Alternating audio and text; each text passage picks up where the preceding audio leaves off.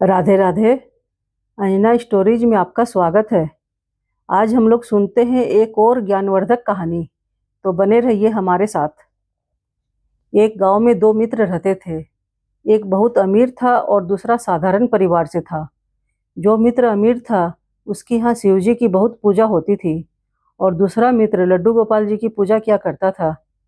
अमीर मित्र ने अपना व्यापार और बढ़ाया और अब वह शहर में रहने लगा था और वहीं बिजनेस करने लगा था। काफी समय पश्चात जब अमीर मित्र शहर से गांव आया तो अपने मित्र का हालचाल जानने हेतु उसने उससे मुलाकात की।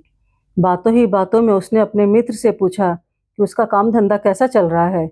जब उसे पता चला कि उसकी आर्थिक स्थिति अभी भी ठीक नहीं हुई है तो उसने अपने मित्र से पूछा, तुम पूजा पाठ भी करते हो या नहीं? मित्र ने कहा, हाँ, मैं तो नित्य लड्डू गोपाल जी की पूजा करता हूँ। तो अमीर मित्र कहता है, तुमने सारी जिंदगी लड्डू गोपाल जी की सेवा में बिता दी, तुम्हें क्या मिला? कुछ नहीं। मुझे देखो, मैं नित्य शिव जी की पूजा करता हूँ, मेरे तो ठाठ ही ठाठ हैं, मुझे आज किसी चीज की कमी नहीं है। तुम ऐसा करो, तुम भी अब से शिव जी की पूजा करनी शुरू कर दो, भगवान ने चाहा तो तुम्हारे भी दिन बदल जाएंगे। मरता बेचारा क्या न करता। उसने सोचा, लड्डू गोपाल जी ने मुझे दिया ही क्या है, सारी जिंदगी गरीबी में बीती, मुझे दोस्त की बात मान ही लेनी चाहिए। दूसरे दिन ही वह शिवजी ले आता है और अपने पूजा स्थल से लड्डू गोपाल जी को उठाकर एक लकड़ी की अलमारी में रख देता है और पूजा स्थान पर शिव जी को स्थापित कर देता है। शिव जी की सारी पूजन सामग्री लेकर आसन पर बैठकर वह शिव जी की पूजा करनी शुरू कर देता है। वह पहले शिव जी को जल चढ़ाता है, उनको चंदन का लेप करता है, फल फूल चढ़ाकर और सुगंधित अगरबत्ती जलाकर फिर माला लेकर आंखें बंद कर ओम नमः शिवाय का जाप करना शुरू कर देता है।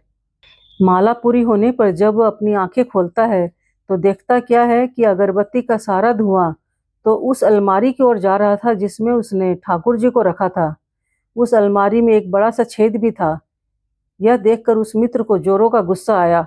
उसने सोचा, आज जब मैंने शिव जी की पूजा करनी शुरू कर दी है तो इनको चैन नहीं है।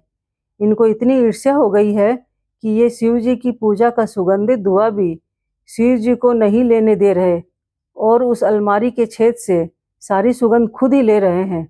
ठहरो, इनको तो मैं अभी बताता हूँ, इनको उठाकर दूसरी जगह रखना पड़ेगा। ऐसा सोचकर वह उठकर गया और अलमारी खोलकर जैसे ही ठाकुर जी को उठाने लगा